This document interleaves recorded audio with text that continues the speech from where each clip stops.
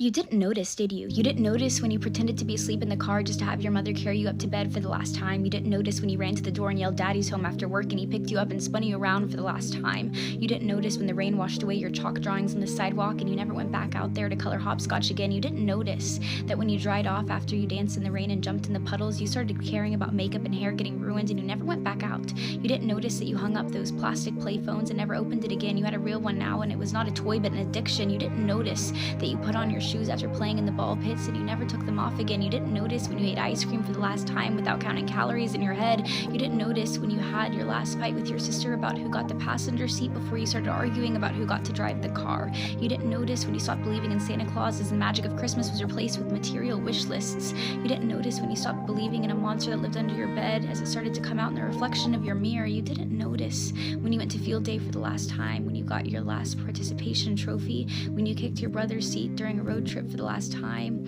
when you had your last play date with your Barbies, when you had your last Disney movie night with your family. You didn't notice that grandparents don't last forever. You didn't notice that your childhood cat wasn't eternal. You didn't notice your parents are growing up too. You didn't notice it, do you?